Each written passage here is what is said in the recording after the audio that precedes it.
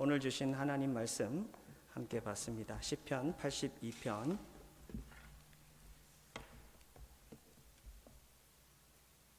1절에서 8절 말씀.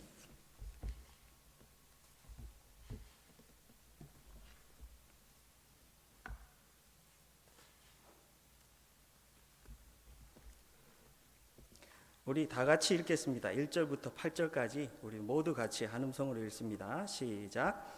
하나님은 신들의 모임 가운데에 서시며 하나님은 그들 가운데에서 재판하시느니라.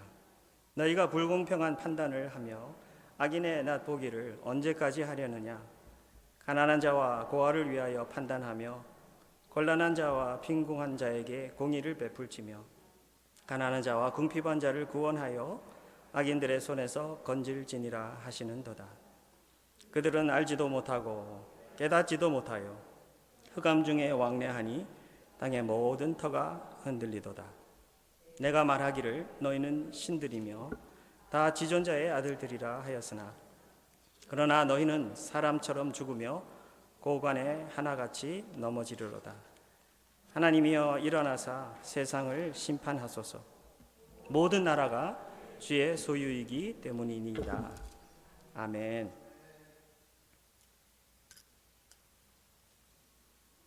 한 주간도 모두 평안하셨습니까?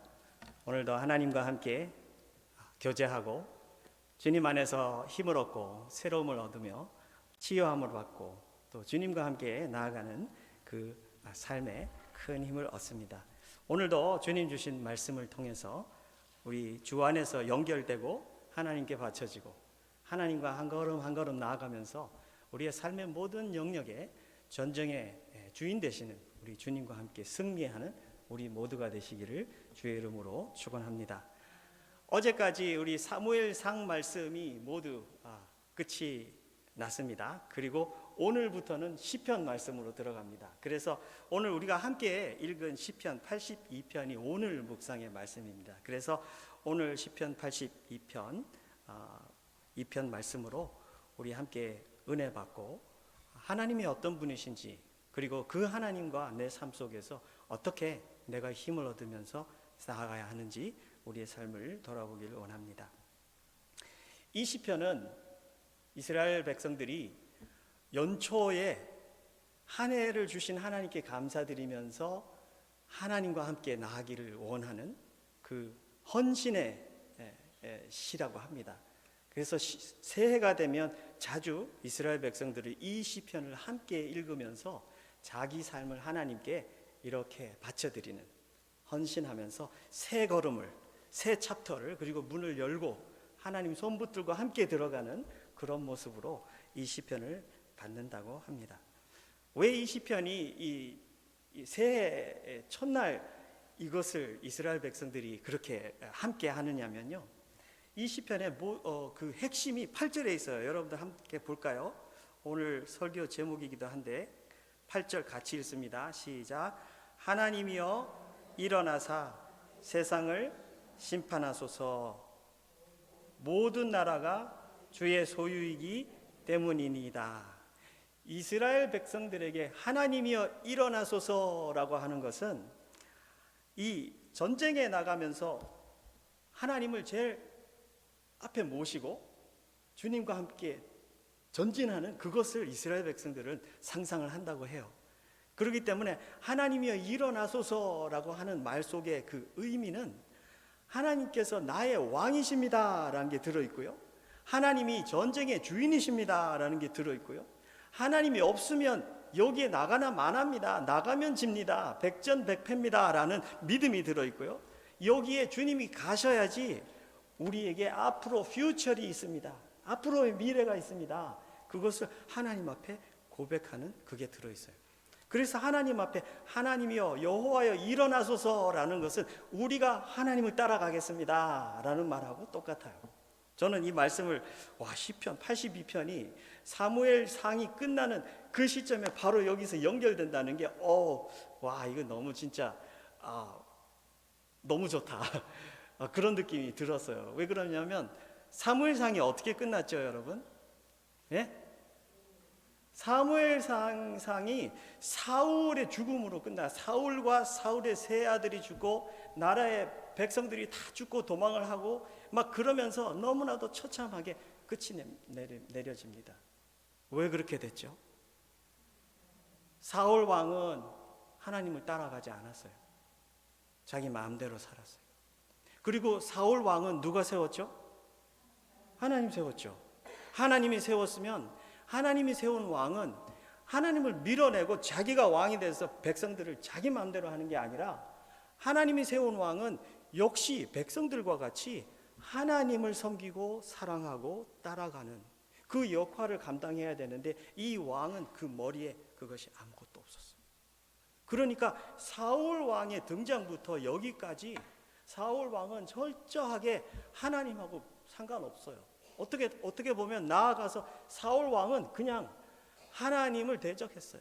하나님의 제사장 85명 죽이고 제사장들의 동네에 노베 들어가서 자녀들까지, 소와 양들까지 칼로 그들을 다 쳤더라. 와, 이건 너무한 거 아니에요? 그죠? 하나님이 자기를 기름 부어 세웠는데 이 하나님에 대한 경외함, 두려움이 아무것도 없어요. 막 나가는 거예요. 그죠? 그리고 이 사울 왕을 정말 자기 마음대로 합니다. 백성은 자기 마음에 들어있지 않아요. 공격을 하는데도 누구 한 사람 잡겠다고? 예? 다윗 하나 잡겠다고. 벼룩 한 마리 잡겠다고. 다윗이 자기를 그렇게 표현하잖아요. 벼룩 한 마리 잡겠다고 왕이 여기까지 3,000이라는 용사들, 최고의 용사들을 데리고 여기까지 오셨나이까. 흔들어 깨워주는 말인데도 그는 그걸 보지 못해요. 끝까지 하나님 없이 활에 맞아갖고 죽지 않았어요. 저는 그게 마지막 기회라고 생각을 합니다. 마지막 죽지 않았어요. 그러면 거기에서는 만약에 그의 마음에 하나님이 있었다면 그는 아마 하나님을 붙들었을 거예요. 근데 마지막 그 순간에도 그는 하나님 붙들지 않습니다. 원수들이 나를 잡아가지고 욕보일까 두려우니까 자기 무기를 들고 있는 이 보에게 너 칼로 나를 찍어서 죽여라. 내가 너 손에 죽는 게 낫지 원수의 손에 죽는 것 같이 그런 수치 내가 감당하지 못하겠다. 여러분들 이렇게 끝이 납니다. 하나님이 없는, 하나님이 함께하지 않는, 하나님이 그 삶의 두려움이 아닌 그 왕의 너무나도 처절한 모습. 이것은 왕뿐이 아니라 이스라엘 백성들도 다 죽어갔다고 마지막 31장에 그렇게 기록해요. 하나님, 우리에게 왕 주세요. 하나님 밀어내고 우리는 다른 나라들과 같이 하나님 왕이 필요해요. 성경에 그렇게 기록하잖아요. 이들이 하나님을 대신해서 왕을 원했다. 사람을 의지하고 사람을 따라가고 그 왕이 있으면 자기들을 지켜주고 자기들의 모든 안전함이 보장되고 앞으로의 퓨처가 탄탄할 줄 알고 그랬었는데, 이들의 왕은 하나님과는 너무나도 거리가 멀고 하나님하고 한 마음이 되지 못하고 이스라엘 백성들을 지켜주지 못하며 그들을 향한 마음이 아무것도 없었어요.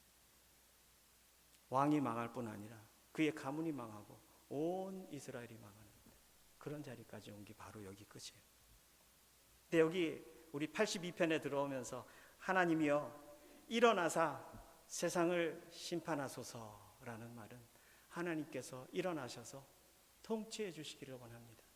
하나님만이, 그 어떤 인간도 제대로 통치할 수 있는 사람이 없어요. 그러나 하나님만이 우리를 통치하시고 우리를 지키시고 인도하실 수 있는 그분이십니다 라는 것을 고백하는 그 시예요. 그러니까 이 시편은 정말 연초에 모든 사람들이 여기까지 삶이 얼마나 내 삶이 하나님 없이 막 뛰어오고 분주하게 바쁘게 살았다 할지라도 여기만큼은 모든 백성들이 나와서 같이 이 시편을 받으면서 하나님, 제가 하나님 따라가기를 원합니다. 하나님께서 나를 붙들어 주옵소서. 이런 마음으로 하나님께 바쳐줍니다. 그래서 여러분들 이런 배경을 보면서 시편 82편에 나타나 있는 그 하나님의 모습을 저하고 같이 하나하나 이렇게 받으면서 내 마음 중심에 깊이 소화하시기를 원합니다. 제일 이 첫 부분에 보면요, 아사벳이라고 하는데 이 시편 기자는 하나님이 심판하시는 하나님이라고 여기에 그림을 그립니다. 여기 이렇게 써 있어요. 하나님은 신들의 모임 가운데서 서시며 하나님은 그들 가운데에 재판하시느니라. 여러분들 좀 혼돈되지 않아요? 신들이란 있는 것인가? 네. 신들이란 있는 것인가? 바알 신도 있다 그러고 아세라 신도 있다 그러고 그렇잖아요. 여기 그럼 신들의 모임이라는 것은 이 모든 그 우상들의 신들이 실제로 살아 있어서 그들을 모아놓고 하나님께서 그들을 호통치시는 것일까요? 성경에는요, There is no God 이렇게 말해요. 하나님 외에 신이 없다. 당연하죠. 다 피조물인데요. 어떻게 그들이 신들이 될 수 있을까요? 여러분들 이사야 읽으면 이사야 하나님께서 이렇게 말씀하세요. There's no God. There's no other God. 다른 신들이 없다. 우상을 만드는 자들은 다 허망하다. Nothing. 그러면서 우상을 만드는 자들에 대해서 말을 해줘요. 그들이 원하는 것은 가치가 없다. Worthless. 그들은 다 수치를 당할 것이다. 왜냐하면 실제로 신이 없는데 자기들이 우상을 만드는 거니까. 그래놓고 성경에 있는 모든 바알과 아세라 신 이런 것들은 전부 다 자기가 만들어 놓은 신들에게 자기가 허리 굽혀 머리 숙이고 그들을 예배하고 있기 때문에 이들은 실제로 있는 신이 아니다라는 거죠. 너희들이 만든 신이다라는 것을 이사야 44장에 말을 해주고 있어요. 그 대장장이들은 사람일 뿐이다. 만든 사람들이 사람이에요. 만든 사람들이 나무를 갖다 놓고 철을 갖다 놓고 만든 거예요. 철공, 숯불, 망치 이렇게 일하지만 그들은 배고프면 또 물 마시지 아니하면 그들은 피곤하다. 이 우상을 만든 이 대장장이에 대한 이야기를 하는 거예요. 그리고 목공은 줄을 들여 나무를 베고 이 나무는 땔감으로 삼는 나무다. 그가 그 나무로 자기 몸을 덮게도 하고 불을 피워서 떡을 굽기도 하고 신상을 만들어 경배하기도 하고 우상을 만들고 그 앞에 엎드리기도 한다. 너무나도 웃긴 이야기를 하는 거잖아요. 그죠? 이 사람들이 벌벌 떨고 심하게는 자기 자식까지도 그 앞에 가가지고 태우면서 죽이면서 이 신에게 대단한 헌신을 하고 어떤 소망과 믿음을 주고 있는 이 상황인데 하나님께서는 이렇게 말씀하세요. 너희들이 지금 뭐 하는지 아냐? 신이 아닌 우상, 대장장이가 만든 그것에 머리 숙이고 그렇게 하고 있다. There is no God. 그러면 성경은 이 82편에서 여기는 지금 뭐 하고 있는 거예요? 신들의 모임에 하나님이 여기서 심판하고 계시다 그러는데 여기서 말하는 심판은 신들이란 뭘까요? 성경에서 여기서 말하고 또 우리 예수님도 82편을 인용해서 말씀하신 때가 있었어요. 이 당시 사람들은요, 우리가 잘 아는 왕이나 황제 이런 사람들은 정말 자기들을 신격화합니다. 자기를 엘리베이트해서 신들과 같이 그렇게 자기가 모든 나머지 백성들하고 완전히 차이가 난 그런 자리에 자기를 올리고요. 여러분들 다니엘서도 읽어보면은 나팔을 불고 막 그럴 때 모든 백성들이 이 왕에게 느부갓네살 왕에게 머리를 숙여서 절해야 된다고. 자기들에게 신이니까. 여러분들 이럴 정도로 말하고 있는 그런 신들이에요. 그러면 여기서 말하고 있는 신은 우리가 말하는 그 God 하나님 그런 하나님이 아니고요. 그 능력을 부여받은 리더들을 말하고 있는 거예요. 하나님으로부터 능력을 받은 그 리더들을 말하고 있는 거예요. 그러니까 이 리더들은 대단한 파워를 갖고 있는 거예요. 그래서 어떤 때는 재판하는 자들, 심판하는 자들, judges 이렇게 말도 나와요. 근데 옛날에는 사사기에 또 그렇지만 이 리더라는 말을 쓸 때요, judges라는 말도 많이 쓰고요. 그럼 이 사람은 풀타임이 저지만 하나? 그러는 건 아니에요. 그죠? 우리는 지금 굉장히 세분화된 사회에 살고 있기 때문에 타이틀이 judges or judge 하면은 그 사람은 하루 종일 저지만 할 거예요. 그죠? 근데 이 당시에 리더들은 judge라고 타이틀이 됐어요. 그러면 이 사람은 judge만 하는 게 아니고 사람들의 카운슬링도 들어주고 재판도 하고 이 사람들의 앞으로 나가야 할 길도 가르쳐주고 리더도 하고 여러 가지 이 백성들이 안전하게 잘 살 수 있도록 이 사람은 대단한 리더십을 모두 투자하는 그런 사람이에요. 근데 하나님께서는 이들을 모아놓고 그들을 재판하신대요. 이스라엘 백성들이 하나님은 심판하시는 하나님이다라는 것을 머릿속에 가지고 있었어요. 사랑하는 성도 여러분, 우리는 오늘날 신앙생활을 하면서 이런 생각을 잘 하지 않습니다. 우리가 믿는데 하나님 백성 됐고 예수님 안에 들어왔는데 우리는 심판 안 받는 거 아니에요? 물론 그런 심판은 안 받겠죠. 근데 심판이라는 거에 대해서 가볍게 생각하면 안 됩니다. 사람들은 심판을 할 때 잘 모릅니다. 속에 있는 스토리도 모르고 디테일한 스토리도 모르기 때문에 잘못된 심판을 많이 해요. 근데 하나님께서는 속에 있는 의도까지 너무나도 정확하게 잘 알고 계신 분이시기 때문에 하나님의 심판은 너무나도 무서운 심판이에요.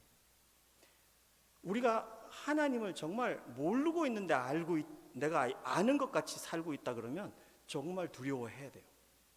나는 그냥 믿는 사람들 사이에 묻혀 살다가 죽으면 그냥 하나님 나라 가지 이렇게 생각하면 여러분 정말 위험한 자리에 서 있다는 거예요.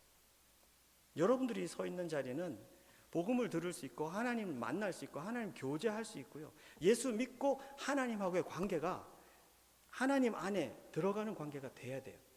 그렇지 않으면 나는 심판의 대상이 되는 거예요. 하나님께서 나를 심판하실 거예요. 그죠? 사울 왕도 하나님이 기름 부었고 하나님이 그를 왕의 자리에 세웠는데 그의 삶 전체는 하나님하고 관계가 없었어요. 하나님 대적하는 자였어요. 심장 자체가 하나님이 없는 거예요. 그러니까 하나님이 보실 때는 그가 하나님과 마음이 합한 자가 아니에요. 오늘 우리가 이 메시지를 보면서 와, 하나님 심판하시네. 나는 심판 안 받으니까 나하고는 상관없는 거야 라고 생각하면 안 돼요.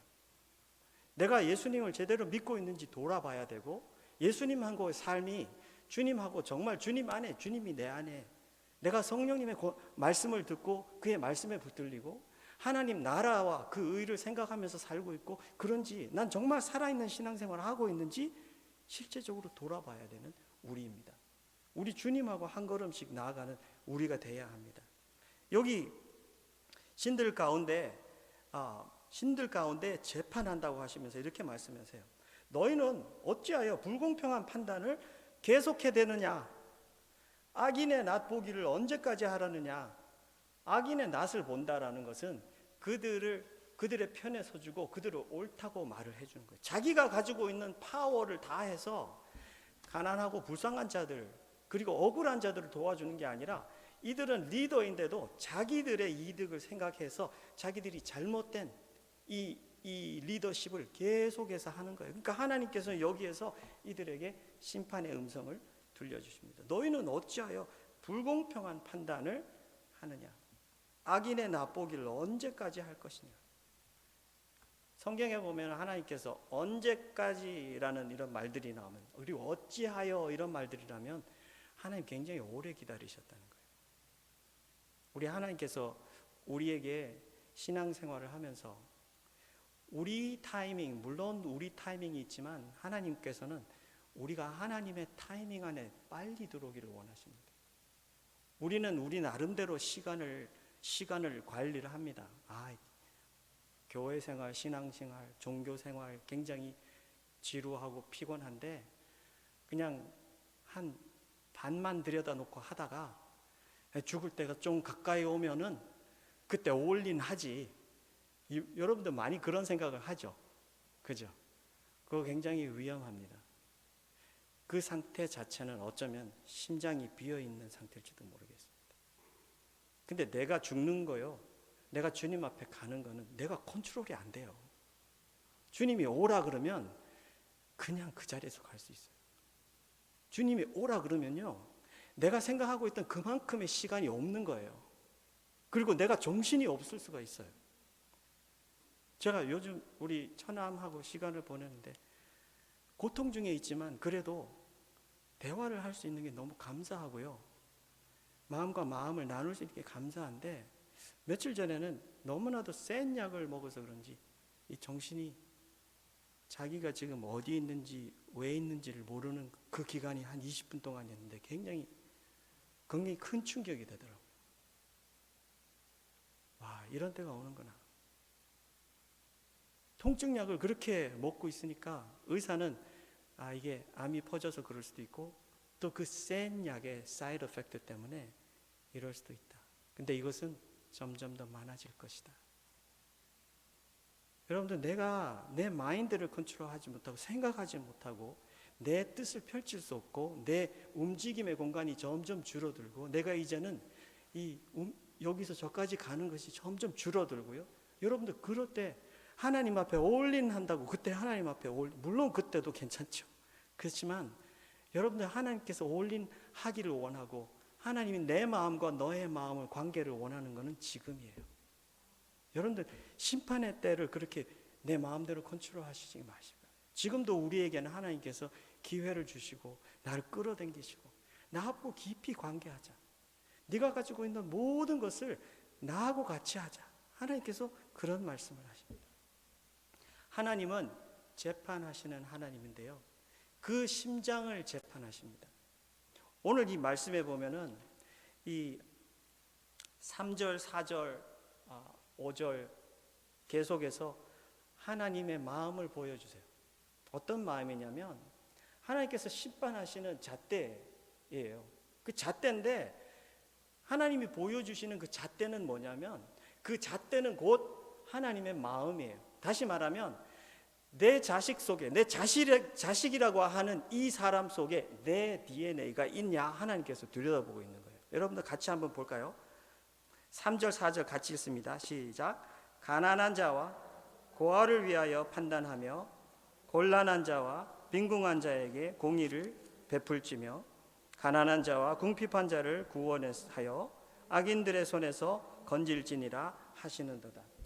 왜 갑자기 하나님은 재판하고 하시면서 이 파워가 있는 사람들, 하나님이 파워를 준 그 사람들에게 재판을 하시면서 갑자기 하나님께서는 가난한 이야기를 하고 고아를 이야기하고 곤란한 사람들 이야기하고 빈궁한 궁핍한 사람들 이야기를 왜 하는 걸까요?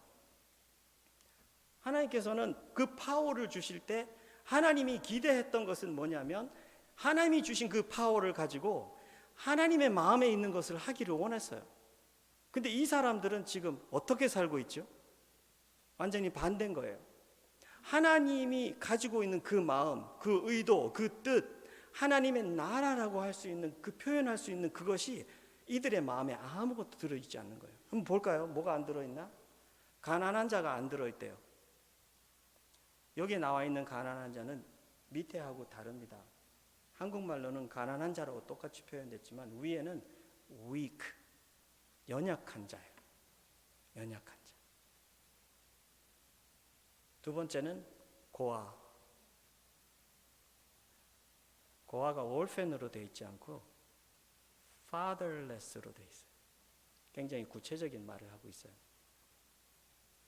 이 당시만 해도 아빠가 지붕이 되고 울타리가 돼주고 뒤에서 힘이 돼주는 사회인데 아빠가 없으면 무시당하는 거예요.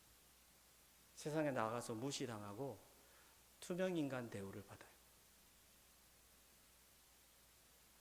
실제적으로 금전적으로 경제적으로 아무것도 가진 것도 없고 앞으로 장래 지금 먹고 사는 것도 힘든 상황인데 이들이 앞으로 나아가는 그 방향은 더 암울하고 깜깜한 거예요.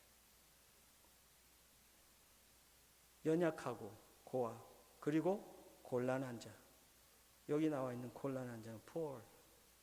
굉장히 경제적으로 어려워서 그런 자리에 서 있는 거예요. 빈궁한 자, oppressed. 억압받는 자. 억압받아요.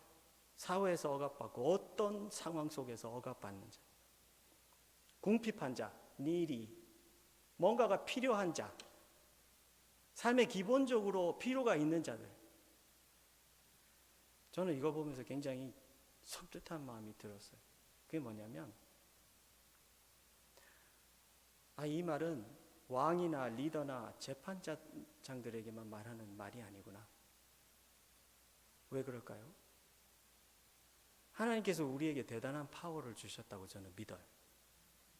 여러분들과 저는 예수 안에 들어오는 순간 예수의 파워로 사는 그 자리에 하나님께서 우리를 옮겨놨어요. 전에는 내 파워로 살았어요. 내 경제의 파워, 내 사회적인 그 자리의 파워로 살았는데, 지금은 예수 안에 옮겨지면서 예수의 파워로 살 수 있고, 예수의 그 천국의 능력 속에, 소망 속에, 믿음 속에 하나님과 함께, 그리고 그의 천군 천사와 함께 살 수 있는 그 자리, 대단한 파워풀한 자리에 세워놨고요. 그리고 예수님께서 우리에게 말했잖아요. 하늘과 땅의 모든 권세를 가지고 우리에게 명하신다고 하면서 그 하나님의 모든 파워로 명령을 우리에게 하셔. 너희는 세상에 가서 내 제자를 만들어라. 근데 그 제자들이 누구냐면, 전 지금 이 사람들이 생각이 나요. 세상에 영적으로 가난하고 고하고 곤란하고 빈궁하고 궁핍한 자들, 하나님이 없어서 가난하고, 하나님이 없어서 fatherless고, 아버지가 없는 거예요. 그들은 하나님이 없어서 poor, 가난하고요, 하나님이 없어서 억압당하고, 어둠의 세력에 억압당하고, 하나님이 없어서 궁핍한 자, 필요가 너무 많은데 자기 필요가 뭔지도 모르고 사는 사람들. 세상에는 그런 사람으로 꽉 차 있어요. 우리 교회는 그것을 보는 교회인가라는 생각이 드니까 저는 깜짝 놀랐어요. 내가 주님 앞에 서면 정말 나도 이런 책망 받겠구나. 우리 교회는 건강한 교회인가? 이것이 심장에 없으면 저는 건강하지 않다고 저는 확실히 말할 수 있습니다. 왜요? 하나님은 왜 이 리더들의 모임 속에서 하나님께서 이들을 이것으로 재판합니까? 다른 걸로 많이 재판할 수 있잖아요. 돈 많이 벌었냐? 백성들에게 돈 많이 줬냐? 경제 잘 살렸냐? 다른 나라에서 잘 지켰냐? 뭐 많잖아요. 근데 굉장히 기본적인 거예요. 이거는 굉장히 기본적인 게인데, 이거는 하나님 나라의 그림을, 그 DNA를 너무나도 뚜렷하게 보여줄 수 있는 그 속에 DNA 하나만 딱 갖고 와가지고 하나님께서 그래요. 이들이 너의 마음에 있었냐? 이들이 너의 마음 중심에 있었냐? 이거는 하나님이 너의 마음에 어디라도 있었냐 하는 말하고 똑같아요. 내 입으로 내가 신앙생활 아무리 잘한다고 말해도 하나님은 그 DNA 하나만 딱 해서 테스트 해보면요, 여기는 없어. 찾을 수 있어요. 우린 그 앞에서 아무 말 할 수 없어요. 실제로 없었기 때문에. 근데 하나님께서 여기 우리에게 이거를 들려주시는 이유는 뭘까요? 우리 누마가 교회를 재건하는 것은 많은 사람을 다시 그 많은 사람으로 만드는 재건이 아닙니다. 영적인 재건입니다. 우린 영적으로 revive 돼야 돼요. 부흥되어야 됩니다. 영적으로 살아나야 됩니다. 그 살아난다는 것은 아버지의 DNA를 내 속에도 가지고, 우리 교회는 이런 분들이 많이 오면 좋겠어요. 사람들이요, 가난하고 아버지가 없고 곤란하고 억압받고 필요가 있으면, 여러분들 잘 사는 동네에서 이런 사람들이 교회 들으면요, 자기들도 모르게 거리를 둡니다. 그리고 그 사람이 눈에 들어오지 않아요. 그 사람은 들어오는 그 순간부터 투명인간이 됩니다. 많은 사람들이 그 사람하고 교제하고 싶지 않아 해요. 여러분들, 우리 교회가 그런 방향으로 가면 우리 교회는 그냥 소셜 클럽이에요. 소셜 클럽. 이건 여러분들이 교회에 꼭 오지 않아도 다른 곳에서도 충분히 할 수 있는 거예요. 근데 여기는 하나님이 계신 곳이고, 우리는 하나님 안에 사는 사람들이, 하나님의 심장을 가지고 성장하는 사람들이. 그렇다면 하나님이 여기 계신다면, 이런 사람이 누군가가 우리 교회에 온다면 어떻게 하실까를 생각하고 모두가 그 사람을 향해서 갈 수 있는 그런 심장을 소유하고 주님 앞에 그런 것을 구해야 된다고 저는 믿습니다. 하나님께서는 이거를 굉장히 크게 책망을 합니다. 이걸 들으면 여러분들 그 생각 나지 않으세요? 예수님이 마태복음에 마지막 때에 양과 염소를 이렇게 나눠놓고 병 걸렸을 때 네가 나를 찾아줬다고. 내가 헐벗었을 때 나를 찾아. 내가 감옥에 있을 때 네가 나를 찾아줘. 내가 목마를 때 물 갖다 줬다. 정말 소자에게 물 한 컵을 갖다 준 그것이 곧 나에게 한 것이라고 하면서 이 백성들이 나의 백성, 내 나라의 백성이라고 하나님께서 그렇게 말씀하셔요. 똑같지 않습니까? 너무나 똑같잖아요. 하루 종일 살면서 고아, 가난한 사람, 궁핍한 사람, 억압받는 사람, 필요가 있는 사람, 아, 나 안 보고 싶어.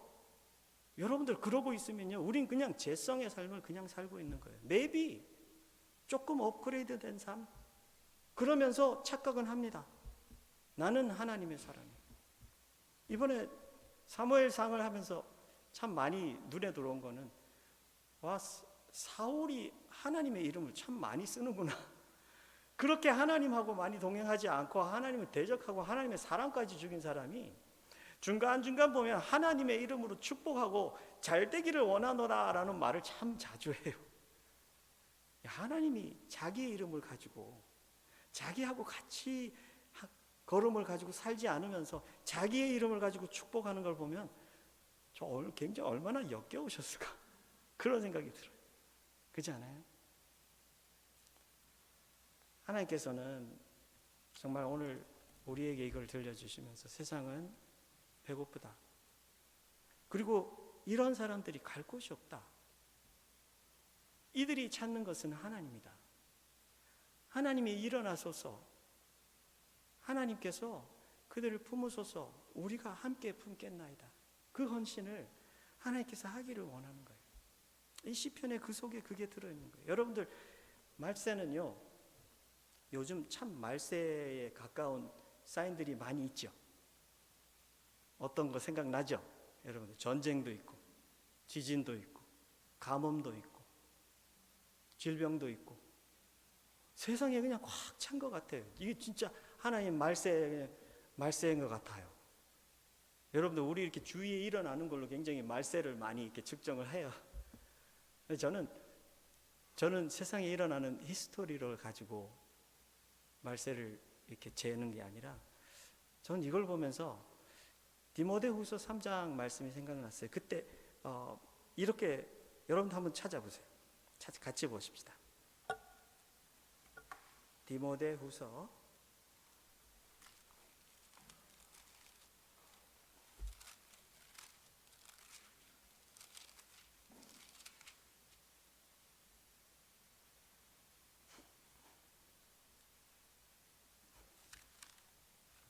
디모데후서 3장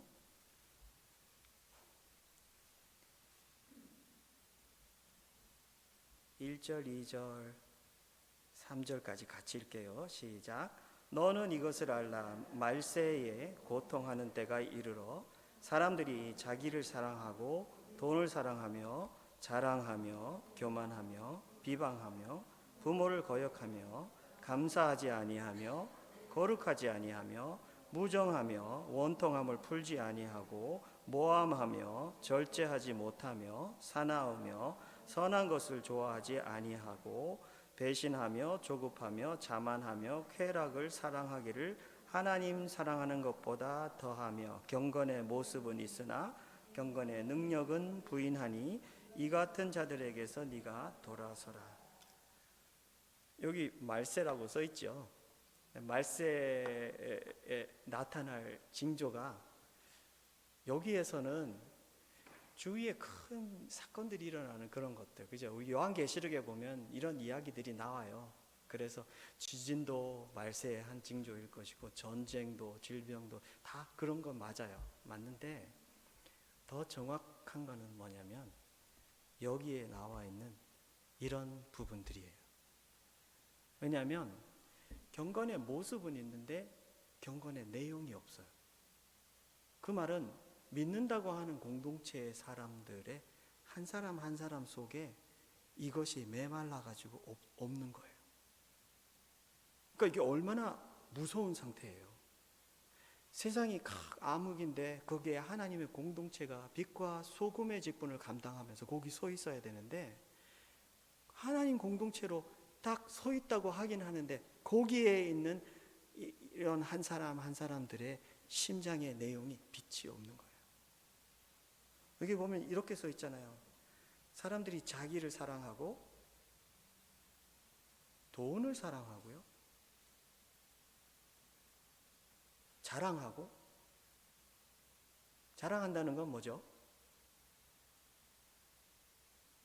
자랑하는 건 내가 다른 사람이 없는 걸 더 갖고 있는 것이 내가 더 높이 있는 것을 나타내는 거죠. 교만하고요. 하나님이 주신 모든 것을 가지고 굉장히 교만합니다. 하나님이 이렇게 주셨을 때는 나누고 돕고 사랑하고 케어하고 그들을 어려움에서 건져내고 그게 하나님 나라인데 그것은 하나도 없고 내가 이만큼 갖고 있는데 그죠? 그게 자랑이 되는 거예요. 돈을 사랑해요. 그래서 이거를 누구에게 주지 않아요. 하나님께 여쭤보지도 않아요. 하나님 나에게 이걸 주셨는데 라는 생각이 없어요. 이게 얼마나 나한테 어렵게 왔는데 그 생각은 굉장히 강한데 하나님이 나에게 주셨는데 라는 생각은 없어. 그러니까 하나님께 여쭤보지를 않아요. 하나님이 저에게 이렇게 많은 것을 주셨는데 어떻게 사용하는 것이 하나님의 영광을 나타내는 것일까요? 저는 하나님의 그 생명력이 제 속에 살아있고 이 물질을 사용하는데도 살아있기를 원합니다. 그렇게 하나님 앞에 나와야 되는데 그런 게 없어요. 끝까지 잘 지키다가 가요. 그게 말세의 모습이래요. 물론 이게 죄성의 모습이기도 하지만 말세에는 이것이 경건이 있어야 할 그 사람들의 속에도 이것이 메말라가고 있다는 거예요. 비방하고 부모를 거역하고 감사하지 않아 거룩하지 아니하고 무정하고 사랑이 없고 원통함을 풀지 아니하고 용서하지 아니하고 unforgiving. 여러분들 하나하나 보면은 세상은 그러려니 하겠지만 이 경건의 모양은 있으나 경건의 능력은 부인하니 이게 공동체의 모습이라면 이거 얼마나 힘들겠어요. 이런 사람들이 세상에서 이곳저곳을 다 찾아다니다가 정말 교회가 여기가 살 수 있는 생수가 있는 곳이구나 하고 찾아왔는데 여기에서 세상보다 더 악한 그런 대우를 받는 거예요. 아무도 관심 주지 않아요. 정말 투명인간이 돼버렸어요. 내 이름 아는 사람 없고요. 나하고 같이 앉아서 다과하고 커피하자는 사람 없고 내가 어떻게 사는지 뭘 하고 사는지 나는 어떤 아픔이 있는지 아무도 알고 싶지 않아요. 우리 교회는 그 방향으로 가면 안 됩니다. 이것은 목사만 해야 되는 일이 아니고 교회 안에 예수님의 지체라면 누구든지 그 DNA를 가지고 움직이기 시작해야 합니다. 그게 살아있는 예수님의 몸입니다. 내가 예수님하고 연결됐다면 그건 내 일이에요. That's my job. 내 심장이 뛰고 있다는 것은 주님의 심장이 내 속에 들어와서 내가 혼자고 주님을 모를 때는 당연히 할 수 없는 거죠. 나는 어둠이니까. 그런데 내가 예수님을 믿고 예수님을 정말 관계하고 있는 그의 음성이 들리는 자라면 예수님 지금 그분에게 가는구나 라는 것이 들리고 나도 주님 저분에게 갈게요. 어떻게 섬길까요? 주님 가르쳐 주세요. I will do anything you do. 하나님 앞에 그런 마음이 있는 거예요. 교회는 그냥 끼리끼리 재밌고 즐겁고 맛있고 그렇게 지내는 것이 아니에요.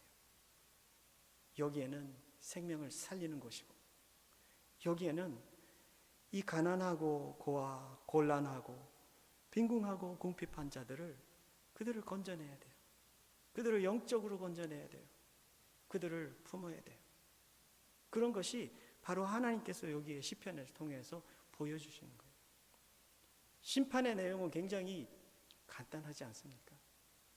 다윗과 사울에서도 너무나도 크게 차이 났던 No heart, yes heart. 다윗은 하나님 앞에 계속 나옵니다. 하나님, 내가 지금 도망가는 중인데 저 백성들이 지금 블레셋 사람들에게 다 뺏기고 1년 농사 다 뺏기고 사람들 죽고 잡혀가고 있어요. 하나님 어떻게 해야 할까요? 하나님께 여쭙니다. 그냥 상식적인 사람 같았으면 다윗은 그런 거 여쭈지 않았을 거예요. 하나님 내 코도 속자인데 지금 저들을 뭐 어떻게 하라고. 아이고 내가 하나님 앞에 안 가지. 그건 가나 마나야. 그 생각하고 살겠죠. 그죠? 근데 다윗이 왜 하나님이 너 속에 내 하트가 있다. 하나님이 왜 그랬을까요? 다윗은 하나님하고 함께 가기를 원했어요. 내 상태가 상황이 어떻다 할지라도 그거 하고 가고 싶었어요. 하나님하고 가는 게 자긴 재산이고 자기 생명보다 하나님이 더 귀한 분이다. 그건 자기보다 자기가 자기를 신뢰하는 것보다 하나님을 더 신뢰했다는 거죠. 나도 없어요. 그러면 필요가 있는 사람들 오면 난 못 도와줘요. 상식이죠. 상식. 그죠? 내가 잘못 그거 하고 앉았다가 그의 필요를 듣는 순간 나는 어떤 갈등에 빠지죠? 아이고 이거 들어버렸는데 그분이 도움이 필요한 걸 들어버렸는데 나는 가진 거 없고 난 도와줄 힘 없고 그러면 어떻게 해야 돼요? 이제 그 사람하고 안 앉으면 돼요. 상식이죠. 그건 상식이에요. 그런데 그건 하나님 나라는 아니에요. 하나님 나라는 어떻게 하는 걸까요? 함께 주님을 바라봅니다. 그 아프고 어려운 거를 같이 듣습니다. 어렵습니다. 아픕니다. 듣는 것만도 너무 아픕니다. 근데 하나님 나라는 함께 아파합니다. 함께 듣습니다. 그리고 함께 오직 그거 해결해 주실 수 있는 하나님께로 나옵니다. 그러면 여러분들 이거는 상상 이상의 도움이 됩니다. 우리 눈에는 그렇게 급하게 보이지 않아요. 근데 하나님께서는 내가 그걸 자꾸 듣고 기도하는 순간 내 마음도 터치해 주시고 내 삶도 터치해 주셔서 내가 뭔가를 해서 도와줄 수 있는 그런 사람으로 만들어 가셔요. 그리고 그 아픔이 있고 필요가 있는 자의 삶에도 하나님이 함께 역사하셔서 우리의 기도에 하나님께서 함께 역사하셔서 그의 삶이 도우시는 하나님을 체험하게 하셔요. 하나님이 그런 분이세요. 여러분들 그런 하나님 믿으십니까? 우리 하나님 그런 하나님이세요. 그래서 제가 부부 결혼 전에 카운슬링 할 때 이거 굉장히 중요한 포인트로 가르칩니다. 두 사람밖에 안 사는 세상이잖아요. 그러다 보면 비교하죠. 그러다 보면은 이 사람의 약점, 이 사람의 강점 서로 다 잘 알게 돼. 부부 생활을 이렇게 살다 보면 눈에 막 띄어요, 그게. 근데 이 사람이 나보다 못하기 시작하면 그게 지속이 되다 보면 어떻게 되죠? 이 사람을 점점 무시하게 돼요. 근데 하나님 나라는 이렇게 가르쳐 주세요. 그거는 둘이 있을 때만 문제죠. 둘만 살 때는 문제예요. 한 사람은 세고 한 사람은 약해. 그러면 약자가 늘, 그죠? 강자가 늘 위에 있고 약자가 밑에 있는 나라가 되잖아요. 근데 이 두 사람이 하나님을 모시고 살고 있기 때문에 여기선 더 이상 둘이 아니에요. 이 속에 누가 계시죠? 하나님이 계셔요. 그러면 두 사람이 있는데 하나님이 계시면 한 사람이 약자가 있으면 이 강자는 이 약자와 함께 하나님께로 가요. 그렇게 되면은 누가 더 큰 은혜를 받을까요? 여러분들 이거 중요한 원리예요. 정신 바짝 차리고 들으셔야 돼요. 지금부터 여러분들의 부부 생활이 굉장히 큰 힘을 얻을 거예요. 자, 강자가 약자를 데리고 하나님께로 갔어요. 그럼 누가 더 큰 은혜를 받을까요? 강자예요, 약자예요? 예? 함정이 있는 질문이었습니다. 둘 다 은혜 받습니다. 둘 다. 강자는 약자를 데리고 하나님께로 가면요, 그는 영적인 리더십을 참 잘했기 때문에 하나님께 칭찬받습니다. 그리고 그는 약자를 터치해서 하나님께서 그의 필요를 채우시는 하나님을 가장 가까이에서 보는 증인이 됩니다. 윗네스가 됩니다. 그렇기 때문에 자기 믿음이 더 강해져요. 하나님 안에서. 약자는요, 내가 사랑하고 정말 내가 의지했던 이 사람이 자기를 정말 사랑한다는 걸 체험하게 돼요. 그러니까 두 사람의 관계가 정말 가까워질 뿐 아니라 두 사람이 하나님 앞에 함께 나왔는데 나의 약함을 통해서 하나님께서 이 강한 사람도 터치하시는구나. 이게 핵심이에요. 잘 들으세요. 하나님께서 약점을 주셨다면 하나님께서 약점을 주신 게 처음부터 잘못된 거 아니에요? 여러분들 그 생각 좀 해보십시다. 따질 거는 따져야 되죠.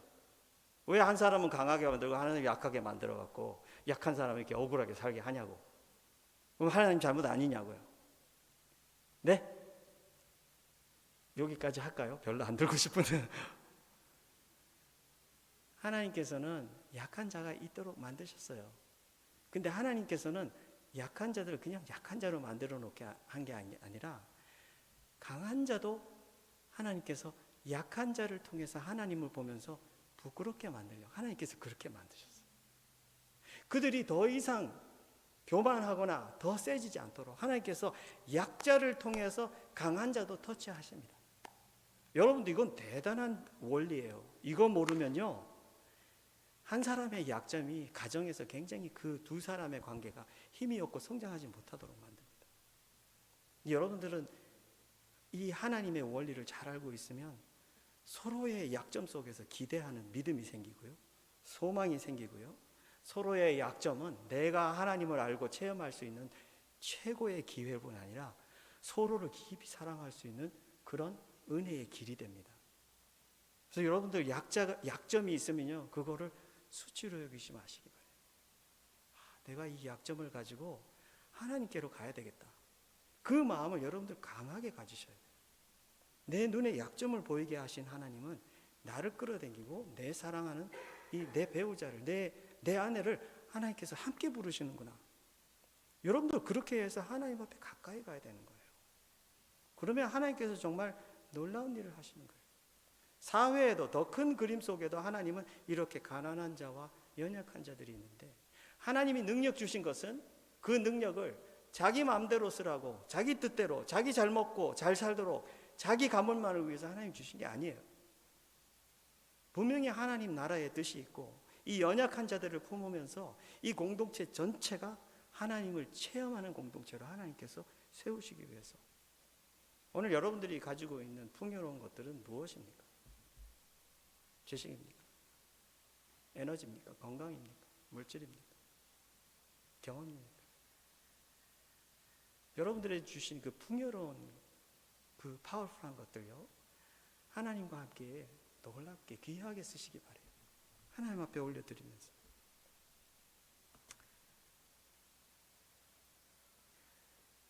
시편 마지막 부분에 하나님께서 이 하나님의 마음을 품지 아니하고 주님과 함께 가지 않는 자들에게 흔들어 깨워드립니다. 그들은 알지도 못하고 they know nothing. 파워는 많이 가졌는데 하나님께서 말씀하신 they know nothing. 아는 게 없다. 깨닫지도 못한다. understand nothing. 흑암 중에 왕래한대요. They walk about in darkness.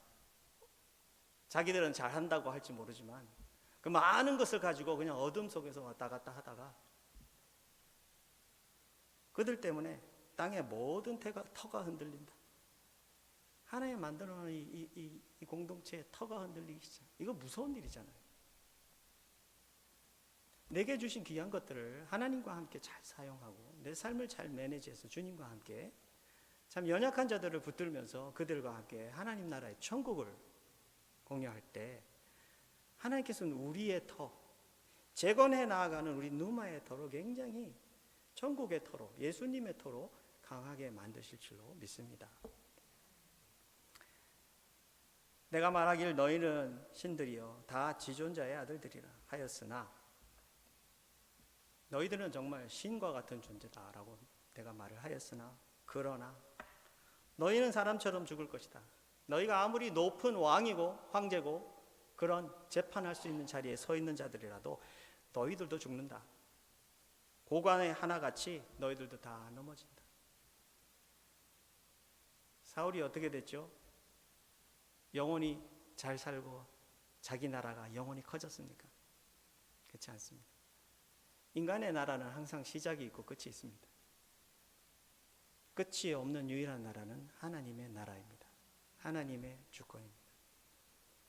똑똑하고 지혜로운 자는요, 마이 킹덤을 하나님 킹덤 안에 넣습니다. 여러분들, 내 나라가 사울 왕도 잘 보셨죠?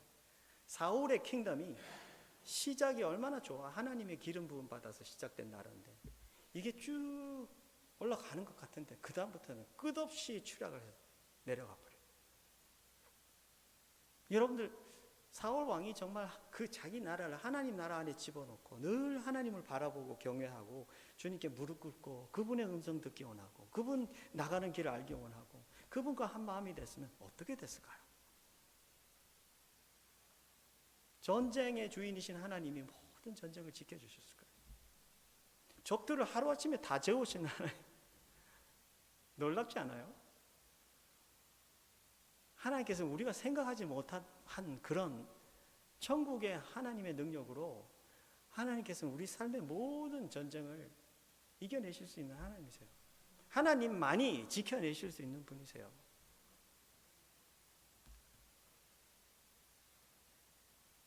우리 인생이 잘 되고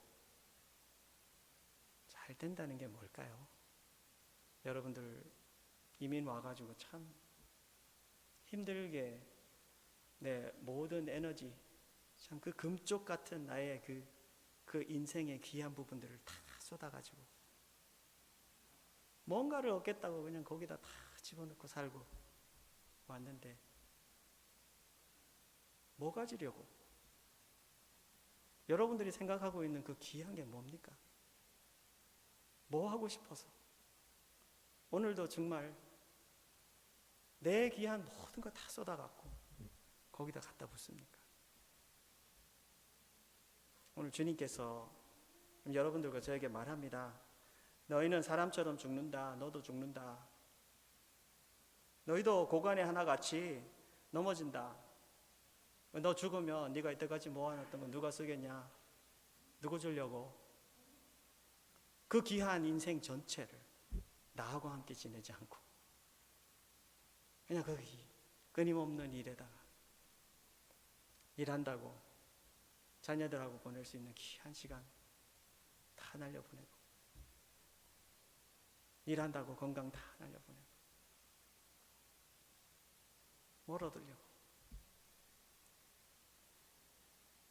하나님 마음을 품지 않는 그 삶은, 삶의 말로는 그냥 다 잃고 없습니다.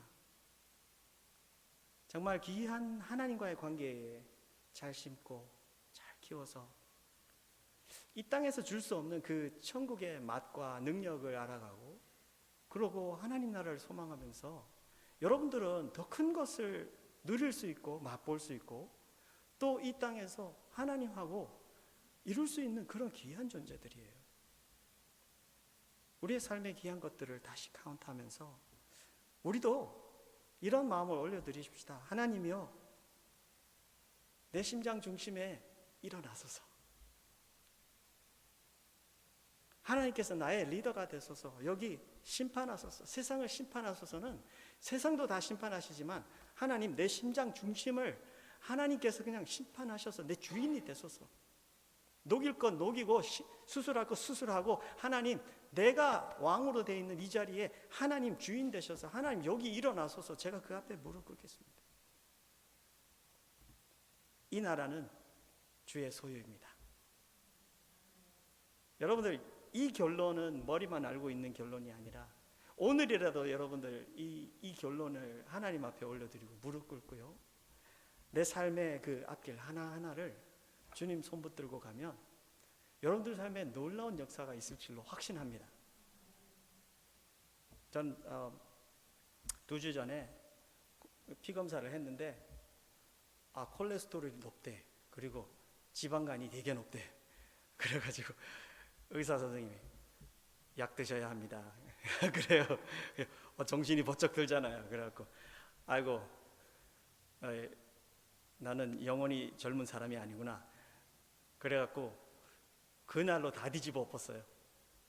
그게 뭐냐면 제가 막 달달한 거 되게 좋아하고 흰색 다 좋아하고 흰쌀, 뭐 설탕, 소금 뭐 이거 다 좋아하거든요.